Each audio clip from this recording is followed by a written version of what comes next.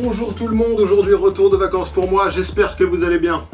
Aujourd'hui j'ai prévu pour le retour des vacances de vous parler des principales sorties ciné qui sont sorties en juillet et en août. Et par conséquent je ne vais pas vous parler d'un, ni même trois, mais bien de 6 films qui sont sortis cet été. Si vous voulez savoir de quel film il s'agit, hormis le fait que c'était indiqué sur la miniature, c'est aussi marqué dans la description de la vidéo, avec le temps qui leur est associé. Et c'est parti pour ce Reckoning spécial été 2016. On commence par L'Âge de glace, les lois de l'univers, le 5e opus de la très célèbre licence de Blue Sky, réalisé par Michael Termeyer. Une licence très connue donc qui a, ou plutôt avait, des personnages très charismatiques. Rien qu'avec cette phrase, vous avez une idée de ce que j'ai pensé du film. Le 1, le 2 et le 3 avaient totalement une raison d'être, on avait une trilogie de très bonne qualité.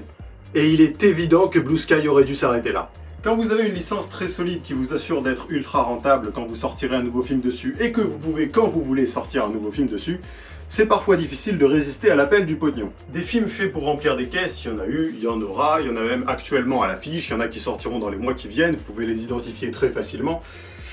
Mais bon, là on s'éloigne du sujet, c'est pas grave. Mais il y a des films, même des films d'animation, qui assuraient de remplir des caisses et qui malgré ça étaient un minimum travaillés. On va prendre pour exemple une licence très connue de DreamWorks, Shrek. Il y en a eu 4, les 4 ont cartonné, et ensuite ils ont arrêté. Et malgré le fait qu'il y en ait eu 4, les 4 avaient une raison d'être, sauf peut-être le 3 qui en avait un peu moins, mais au moins ils ont su redresser la barre pour faire quelque chose de sympathique et d'intéressant pour un 4e opus, avant d'arrêter définitivement. Même si on sera tous d'accord pour dire que les 2 premiers étaient les meilleurs. Là on en est au 5e L'Âge de glace, et il n'y a eu pour le moment aucun message de Blue Sky qui disait que L'Âge de glace 5 serait le dernier, et ça m'inquiète un petit peu. On peut pas reprocher grand chose à Blue Sky sur ces dernières années. Sans doute parce que quand on ne fait rien, on ne peut pas reprocher grand chose. Mais on peut au moins leur reprocher de ne pas s'être arrêté au 3 concernant L'Âge de glace, le 4 et le 5 n'auraient clairement manqué à personne. Là on est face à un film sans aucun changement de rythme, un film trop linéaire et prévisible, avec un enchaînement de blagues qui font toujours rire les petits de moins de 10 ans. Il y a des blagues qui sont clairement des références à d'autres films, mais par conséquent les enfants ne comprennent pas et ça les fait rire, et les adultes comprennent mais ça ne les fait pas rire. Et si vous voulez, les petits qui avaient moins de 10 ans à l'époque de L'Âge de glace 1 et qui voient la licence avec laquelle ils ont grandi devenir une vache à lait pour remplir des caisses, je suis pas certain que cette évolution leur plaise particulièrement. On est très clairement sur une pente qui n'est même plus descendante depuis le 3, on est sur une pente en angle droit, et je pense qu'il faut arrêter de pomper du pognon sur le dos des parents qui veulent emmener leur gosse au ciné, sans prendre la peine de faire quelque chose d'un minimum intéressant et d'intelligent. Ce L'Âge de glace 5 est un vide créatif énorme, un manque abyssal d'originalité. Des blagues qu'on a déjà entendues 1000 fois, un scénario prévisible qui respire le déjà vu aussi. C'était nul. Mais quand on fait quelque chose de nul en ayant tenté de faire quelque chose, au moins il y a un certain mérite. Là il n'y a rien. Le premier pigeon qui passe peut vous écrire un meilleur scénario que L'Âge de glace 5. Enfin, je crache pas mal sur ce film, mais ce qui me fait chier, c'est que Blue Sky le savait, forcément. On ne peut pas créer un film aussi vide sans se rendre compte que c'est mauvais. Ils savaient très bien que c'était mauvais et que ça servirait juste à remplir les caisses. Et histoire de remplir un maximum les caisses, ils sortent ce film sur leur plus grosse licence. Et ça me dégoûte, parce que le 4 et encore plus le 5 sont des films qui pourrissent cette licence qu'est L'Âge de glace. Et ça montre qu'ils préfèrent le pognon à leurs œuvres. Et c'est triste. Parce que je pense que le but premier quand on critique négativement un film, c'est de faire savoir à ses créateurs, indirectement bien sûr, que le film était là où ils auraient pu améliorer le film.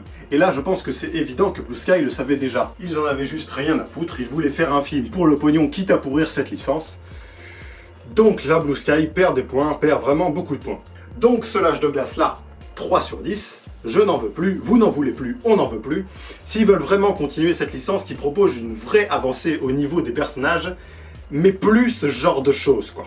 On continue avec le Tarzan de David Yates, le célèbre réalisateur qui a réalisé les 4 derniers opus des Harry Potter, et qui a aussi réalisé Les Animaux Fantastiques, toujours dans l'univers de Harry Potter, qui sortira peu de temps après la rentrée, je ne sais plus la date exacte. Et qui s'est donc permis, au passage, au milieu de ses adaptations de l'univers de J.K. Rowling, de reprendre un mythe très connu, le mythe de Tarzan. Et qui s'impose, ici aussi, comme un réalisateur tout à fait exceptionnel. J'ai découvert l'existence de ce Tarzan en tombant sur sa bande-annonce. Et j'avais peur que ce soit du vu et revu, le remake d'une histoire qu'on connaît par cœur, et donc qu'il n'y ait rien d'original, ou à l'inverse, que ça charcute complètement l'histoire, et que ça dénature l'œuvre, et que ça en fasse de la merde finalement. On est seulement 2 ans après le dernier film Tarzan, même si aucun d'entre vous probablement ne s'en souvient, et ça vaut mieux pour tout le monde parce que ça pue la merde. Et quand on commence à regarder ce Tarzan, Je ne sais pas si c'est parce que je sortais de l'âge de glace 5 ou parce que je ne m'attendais pas du tout à voir ça, sûrement un peu des deux, mais il m'a fallu un bon quart d'heure pour rentrer dedans. Non pas que le début ne soit pas clair. J'ai vu un début original, je sentais qu'il y avait eu de la recherche, il y avait la volonté de montrer quelque chose, un travail sérieux à tous les niveaux, décor, ambiance, personnages, scénario. Et là, je me demandais ce qui se passait, je me suis dit, je crois que je suis en train de regarder un bon film. Je crois que je suis en train de regarder un bon film. Et c'était vraiment un très bon film. Le film respirait la nature malgré les moyens techniques dantesques qui ont été employés. Le film était vraiment poétique et intelligent. Bien sûr, le film a des défauts.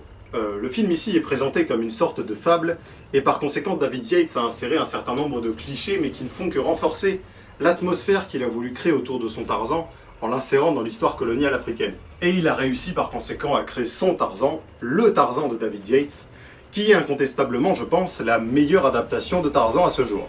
Même si je ne les ai pas tous vus, il y en a un paquet, mais je ne pense pas que les Tarzans des années 40-50 soient meilleurs que celui-là. On est ici finalement à l'opposé de l'âge de glace 5, c'est-à-dire qu'ici Tarzan c'est un titre qui fait vendre, mais David Yates a réussi à révolutionner le personnage et son histoire d'une somptueuse manière, et j'avoue que je n'aurais pas parié un billet là-dessus quand j'ai vu la bande-annonce pour la première fois. Il a réussi à remettre Tarzan au goût du jour avec ce mélange entre noirceur et poésie plein d'intelligence, et ça fait du bien tout simplement de voir un film comme ça. Il y a un travail de création de folie, enfin bref, je ne veux pas me répéter, je ne veux pas vous spoiler. Tarzan 8 sur 10, il faut le voir, si vous ne l'avez pas vu, et que vous aimez l'histoire originelle de Tarzan, regardez-le. Suivant. Insaisissable 2 réalisé par John Chu. J'avais bien aimé le 1, voire même beaucoup aimé le 1. J'avais trouvé ça un peu capillotracté comme on dit, mais c'était pour accentuer l'atmosphère magique qui régnait évidemment au cœur du film. Si le film n'est pas forcément un exemple de réalisme et de cohérence, on n'a pas forcément besoin de ça pour apprécier un film. Et du coup, ça ne m'avait pas empêché de passer un bon moment devant Insaisissable, voire même plusieurs bons moments, puisque je l'ai regardé plusieurs fois. Mais après avoir vu Insaisissable 2, j'avais tellement le cerveau en pièces que je me suis dit qu'il y avait quand même des limites à ne pas franchir dans le manque de réalisme, si on veut rester crédible. Le film, au même titre que le premier, se veut être présenté comme un grand tour de magie, avec les astuces qui sont dévoilées lors du climax du film, qui sert aussi de dénouement final. Mais comme un climax se doit d'être court, on nous explique très vite en occultant plein de choses. Dans les quelques secondes qui suivent la fin du film, vous avez le cerveau en fusion et vous savez très bien qu'il y a des incohérences dans ce que vous venez de voir. Et quelques minutes après la fin du film, vous avez identifié dans un coin de votre tête quelques incohérences et vous vous dites que si vous voulez tous les repérer et bien comprendre le film, il faudra le revoir une seconde fois, voire même plusieurs autres fois. Le film essaye de vous perdre comme tout tour de magie, ce qui explique que le film divise. Il y en a qui acceptent ça et il y en a d'autres qui ne supportent pas le principe. Le premier Insaisissable suivait le même système, suivait le même déroulement scénaristique. Mais il était quand même beaucoup plus simple de le suivre car il n'était pas aussi exagéré, aussi capillotracté que ne l'est le second. Et les explications n'occultaient pas autant de choses que n'en occulte le second. Enfin je pense, il faut bien sûr que je le regarde une seconde fois. Malgré ça, je n'ai pas du tout détesté Insaisissable 2, le côté cool, la réalisation, l'intelligence du film sont évidemment des choses très difficiles à mettre en place, et des choses que j'adore. Pour le coup, un scénario comme celui d'Insaisissable 2 ne s'écrit pas en 5 minutes, ça demande du travail pour les petites incohérences qui ont été écrites pour perdre le spectateur, et tout ça fait que je peux pas mettre moins de 5 à ce film.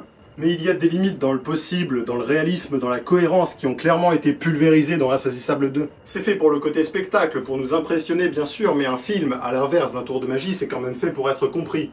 Et le juste milieu, s'il a été trouvé par le premier, je ne pense pas qu'il a été trouvé par le second. Et voilà, donc 5 sur 10 pour Insaisissable 2. On ressent tout le travail qu'il y a derrière, donc par conséquent, je ne peux pas mettre moins, mais je ne peux clairement pas mettre plus non plus. Et on continue avec Indépendance Day, Résurgence du maître du film catastrophe, Roland Emmerich. Le premier film, qui date de 96, était un film simple. Enjeu simple, personnage un petit peu cliché, scénario simple, un film d'action pure orienté science-fiction grand spectacle, avec des touches d'humour bien placées. C'est ce qui avait fait le succès du film à l'époque, un film 100% divertissement qui ne vous échauffe pas la matière grise. Indépendance Day Résurgence s'inscrit totalement dans la lignée du premier volet, tout en ayant su mettre à profit l'évolution des moyens techniques à travers l'environnement du film. On dit parfois que le plus compliqué c'est de rester simple, ou encore que la simplicité est ce qu'il y a de plus efficace. Après avoir vu ce deuxième volet d'Indépendance Day 20 ans après le succès du premier, on est bien tenté de le croire. À aucun moment devant Indépendance Day Résurgence, quelque chose ne vous paraîtra original ou brillant. Aucun moment. Et pourtant le film vous capte de la première à la dernière seconde car c'est un cocktail de pure science-fiction, comme sait si bien le faire Roland Emmerich. C'est dynamique et très spectaculaire, vous êtes en permanence happé par ce qui se passe à l'écran. Vous ressortez de la salle sans vous poser la moindre question, tout est clair de A à Z, vous n'avez pas le cerveau en surchauffe comme ça peut être le cas avec d'autres films. Certains pourront trouver ça débile ou dénué d'intérêt, et si on voyait ça trop souvent, je partagerais sans doute votre point de vue. Mais là, parfois, ça fait du bien de revenir aux bases. Là, on a un film de science-fiction, d'action qui ne se prend pas la tête. Dans le cinéma actuel, on a tendance à faire du scénario une priorité absolue, ce qui fait qu'on a souvent l'environnement qui est au service du scénario. Dans Independence Day et dans d'autres films du genre, c'est surtout le scénario qui est au service de l'environnement, et c'est là qu'on peut trouver l'originalité. Avant d'entrer dans la salle, je pensais aller voir un film de divertissement un peu teubé, et avec du recul, c'est effectivement ce que j'ai vu. Mais devant l'écran, on n'a pas cette impression-là, et je pense que c'est les codes du cinéma de Roland Emmerich qui font qu'on arrive à passer au-delà de ça et apprécier tout simplement le divertissement qui nous est proposé. C'est un divertissement détonnant et spectaculaire, mais qui ne se prend pas la tête et qui doit rester au simple stade du divertissement. Donc si on prend le film tel qu'il est et non pas tel qu'on aimerait qu'il soit, on peut se surprendre à apprécier le film bien plus que ce qu'on aurait pu penser. Mais le film est évidemment très loin d'être exempt de défauts. Au cœur du film, on peut diviser deux parties. Avant le début de l'attaque et après le début de l'attaque. Avant le début de l'attaque, ça avance lentement, et après le début de l'attaque, ça avance vite, ça ne justifie rien, ça ne prend pas le temps de développer quoi que ce soit, ça va même jusqu'à prendre des raccourcis scénaristiques. Le développement de l'histoire, c'est quelque chose qui n'est pas spectaculaire, et le film est fait pour être spectaculaire. Mais pour cette bonne volonté de spectacle, de non-prise de tête et de pure science-fiction, je ne peux pas mettre moins de 7 sur 10. Même si à aucun moment on ne crée au génie, Independence Day Résurgence n'a absolument pas besoin de ça pour être rangé dans la catégorie des bons films du genre. C'est une excellente suite au premier, et vu comment ça se termine cet opus-là, on peut penser qu'on aura droit à un troisième opus, et espérons qu'il ne faudra pas attendre 20 ans pour le voir sortir. Suicide Squad, l'un des films les plus attendus de l'été, réalisé par David Ayer. Déjà, pourquoi on a collé David Ayer là? Le mec n'a rien à voir avec l'univers des super-héros. Son style ne correspond pas du tout pour moi avec un univers DC Comics, et on le colle sur un film du DC Cinematic Universe, qui plus est l'un des films les plus attendus de l'année. Ok. Vous avez compris, le film est mauvais. Quand tu fais une adaptation, je suis pour que tu puisses faire ce que tu veux, à condition que tu respectes l'univers de base duquel tu tires ton histoire. Les personnages sont incohérents avec eux-mêmes. Le film est incohérent avec lui-même. Harley Quinn et le Joker prennent tantôt des décisions raisonnées et tantôt des décisions irraisonnées. D'un coup, il semble taré, d'un autre coup, il semble ne plus l'être. Le Joker, parlons-en, est-ce que Jared Leto est un bon Joker? En fait, on connaissait la réponse depuis l'annonce de la sortie du film, et la réponse est « on ne peut pas vraiment savoir ». Ce n'est pas un film sur le Joker, c'est Suicide Squad, et sur le peu qu'on voit du personnage, ses traits psychologiques sont très loin d'être poussés et développés. Et sinon, on a une scène absolument catastrophique qui montre un Joker qui est patron de la mafia, chef de la pègre dans sa ville, avec des goûts de luxe, des bijoux sur les bras et tout. Ça n'a absolument rien à voir avec la psychologie classique du Joker, mais ça je vous apprends rien. Mais imaginons, pourquoi pas? Pourquoi pas, si tu veux faire un Joker comme ça, ok. Mais dans ces cas-là, tu en fais un personnage totalement raisonné. Avec éventuellement un pet au casque si tu veux, mais pas plus que ça. Sinon, tu fais un personnage illogique, qui n'est pas en accord avec lui-même. Il faut pas prendre des décisions qui sont incompatibles. Quant à sa relation avec Harley Quinn, ça n'a absolument rien à voir avec l'univers de DC Comics. Rien à voir. Ils n'ont fait attention à rien. Je pense que quand on s'intéresse à l'une des relations les plus intéressantes de toute l'histoire des comics, on se doit de faire un petit peu attention à la chose.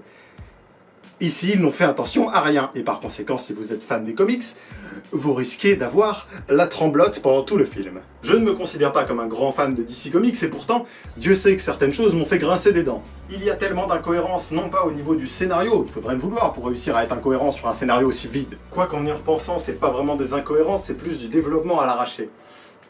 Je vais rester sans spoiler, mais au niveau de la psychologie des personnages, on peut presque parler d'irrespect par rapport à l'œuvre originale. Et pourtant, Dieu sait que je défends l'originalité, ceux qui me connaissent le savent bien, mais il ne faut pas confondre originalité et foutage de gueule. Il faut rester cohérent et veiller à rester dans le respect de la base. Ce film ne respecte pas DC Comics. Ce film est un attentat à DC Comics. Daesh revendique Suicide Squad. Du coup, malgré tout, on ne peut pas vraiment dire ce qu'il en est du Joker, même si effectivement, pour le peu qu'on voit, c'est une catastrophe. Le film est très sombre. Je parle de l'éclairage, hein, pas le scénario. Quoique le scénario, on sait même pas ce qu'il est au final. Je crois qu'il voulait faire un film d'ici drôle, c'est-à-dire il a fait des personnages un coup sérieux, un coup drôle, un coup sérieux, un coup drôle, et du coup, au bout d'un moment, on se retrouve avec... C'est moi où ce personnage n'est pas du tout cohérent avec lui-même? Sérieusement, l'idée de base du scénario du film, à savoir faire des méchants une unité de force gentille, c'était une idée qui demandait une entrée en matière très solide, un développement vraiment poussé. Parce que les méchants de comics ne deviennent pas gentils comme ça. Et l'explication tant attendue est « on va faire des méchants une unité de force gentille ». Pourquoi? Parce que sinon il n'y a pas de film, crétin. Si on transposait ça dans la vie réelle, ça donnerait Une synagogue pleine à craquer a été prise en otage, et si on envoyait un groupe de néo-nazis pour tous les sauver? Vous voyez bien qu'il n'y a même pas de mots pour décrire à quel point c'est foiré, à quel point ça ne colle pas. Le scénario est vide, il n'y a rien à retenir, la majorité des personnages n'est pas attachante, car elle n'est pas rendue attachante. Le réalisateur ne maîtrisait pas son sujet, il ne savait pas vraiment lui-même où il voulait emmener son film. Ça se ressent clairement, il ne maîtrisait rien. Le jeu des acteurs est bon, encore heureux j'ai envie de dire. L'environnement est très sombre, et hormis le fait qu'on soit parfois obligé de plisser les yeux pour voir ce qui se passe, ce n'est pas en raccord avec ce que le film semble vouloir être. Finalement, on ne sait pas ce que le film est parce que le film lui-même ne sait pas ce qu'il est. On ne sait pas si c'est un film qui est censé être drôle, plutôt orienté humour, ou un film qui est censé être plutôt orienté sérieux, angoissant, avec des super-héros méchants. Le film semble donc avoir le cul entre deux chaises en permanence sans parvenir à trouver un équilibre, et le scénario n'est pas là pour attraper quoi que ce soit. Et la scène post-générique on n'a pas vu plus inutile depuis bien longtemps. Du coup 2 sur 10 pour Suicide Squad. Pourquoi 2 points? Parce que Will Smith et Margot Robbie. Même si effectivement j'ai vu la critique du JDG avant de faire la mienne, et il est vrai que Will Smith fait du Will Smith. Mais je trouve qu'il arrive néanmoins à donner à Deadshot une personnalité qui n'est pas forcément uniquement celle de Will Smith. Peut-être que je manque d'objectivité parce que j'aime bien cet acteur, mais je pense qu'il a vraiment pris son rôle à cœur. Son côté drôle, je pense que c'est le film qui a voulu ça et pas lui-même. Margot Robbie a fait ce qu'on lui demandait de faire, ce n'est pas une excellente Harley Quinn parce que le film ne permettait pas que ça le soit, mais dans un film avec un réalisateur talentueux, un scénario plus poussé et un environnement plus axé sur les personnages, je pense que ça peut devenir très intéressant. Et on terminera cet épisode avec SOS Fantôme, le remake, réalisé par Paul Feig. Vous remarquerez qu'on aime bien se foutre de la gueule des Québécois pour leur traduction de film, mais transformer Ghostbusters en SOS Fantôme, c'est pas mal non plus. Un remake qui s'est fait défoncer avant même sa sortie, parce que c'est un remake avec des femmes dans le rôle des Ghostbusters, des femmes. Et figurez-vous que c'est quelque chose que je peux, sur certains aspects, comprendre. Alerte misogynie de niveau 5, ceci n'est pas un exercice, je répète, ceci n'est... En vrai, je pense que si on veut défendre l'égalité homme-femme avec un film, il vaut mieux créer une nouvelle histoire avec des personnages centraux féminins, plutôt que reprendre une vieille licence et remplacer les personnages par des femmes. Parce qu'avant même d'aller voir le film, on peut penser que ça risque de dénaturer l'œuvre, et de faire un film avec des effets spéciaux mis à jour, mais avec un humour qui n'est pas le même que celui qu'appréciaient les fans de la première heure. Les Ghostbusters, c'est censé être 4 mecs un peu geeks, qui ont l'air d'être toujours puceaux et qui décident de chasser des fantômes pour réussir à gagner leur vie. Si on prend le risque de changer ça, ça risque de dénaturer l'œuvre, au moins dans la tête des fans, forcément ça va pas leur plaire. Après, ça ne veut pas dire que le film sera forcément mauvais. D'ailleurs, peut-être que ceux qui lui ont craché dessus aimeront le film finalement. Après, faire un remake féminisé d'une licence comme SOS Fantôme, ça passe, parce qu'aujourd'hui les fans sont relativement peu nombreux. Mais si demain il y a un réalisateur qui décide de faire un remake féminisé du Seigneur des Anneaux avec Mimimati dans le rôle de Frodon, je suis pas sûr que l'idée plaise à beaucoup de monde, tu vois. Enfin bon, je m'égare, j'arrête. Le premier film Ghostbusters, sorti en 1984, associé au titre musical Ghostbusters encore plus célèbre que le film lui-même, c'est donc l'histoire, comme je l'ai dit, de 3 gars rejoints plus tard par un 4e gars, 3 gars qui sont passionnés par la même chose, à savoir le paranormal, et qui travaillent même en université sur le sujet, jusqu'à ce qu'ils se fassent virer, et quand ils se font virer, ils décident de monter leur propre boîte, SOS Fantôme. C'est un film qui a pris une sacrée claque au niveau des effets spéciaux, mais c'est aussi un film pas sérieux qui a son ambiance bien à lui. Une ambiance qui prend les geeks obsédés par un sujet à la con avec humour. C'est un film qui détend et qui donne le sourire sans jamais tomber dans l'humour lourd et beauf comme c'est souvent le cas aujourd'hui.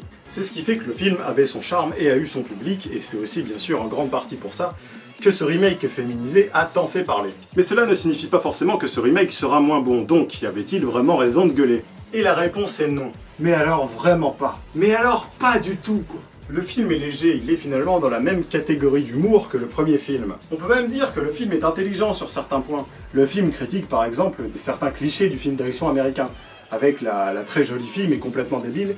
Ici c'est Chris Hemsworth, qui joue le mec beau gosse mais complètement con. Et les filles qui jouent les Ghostbusters, à savoir 3 filles rejointes plus tard par une 4e comme dans le premier film, sont très bien dans ce rôle, elles remplissent exactement le même rôle que les garçons du premier film, à savoir 4 filles obsédées par le paranormal.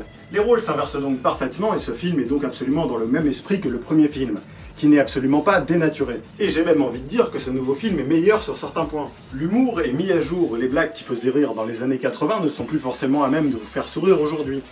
Je ne dis pas que devant ce SOS Fantôme là vous allez hurler de rire, mais de nombreuses scènes seront à même de vous faire sourire. Le film est un délire et il l'assume à 100%, le film est dans son trip et il y reste tout le film. C'est quelque chose de très positif car aujourd'hui très peu de films arrivent à s'affirmer à 100% comme étant des purs délires. Ce n'est pas du tout le cas de ce SOS Fantôme. Le film est donc rafraîchissant, il est rempli évidemment de clins d'œil au premier film. Le film est composé, je pense, de la même structure scénaristique que le premier film. C'est même symétrique. C'est-à-dire qu'il se passe à peu près la même chose, de la même manière, au même moment. Mais avec des petites touches d'humour en plus à certains moments, ce qui en fait, j'ai envie de le dire, un meilleur film. Donc on va donner à SOS Fantôme la note de 8 sur 10. Mais je le répète, je mets 8 sur 10 à ce film en tant que film d'action délirant. Car c'est un très bon film d'action délirant, qui m'a fait rire bien plus que je n'aurais pu le penser. Et voilà, ce Raconing spécial été 2016 est terminé. J'espère que ça vous a plu. N'hésitez pas à donner vos avis sur les films que j'ai traités aujourd'hui dans les commentaires, voire même d'autres films de cet été, si pourquoi pas. Et n'hésitez pas non plus à vous abonner, il y a plein de choses nouvelles qui arrivent sur cette chaîne, des choses très intéressantes, enfin, pour moi en tout cas. Et n'hésitez pas aussi à partager la vidéo si vous avez envie. En tout cas, on se retrouve très bientôt. La rentrée, c'est bientôt. Donc je ne sais pas si on va se revoir avant la rentrée. Mais en tout cas, si on ne se revoit pas avant la rentrée, bah, bonne rentrée à tous. Ciao!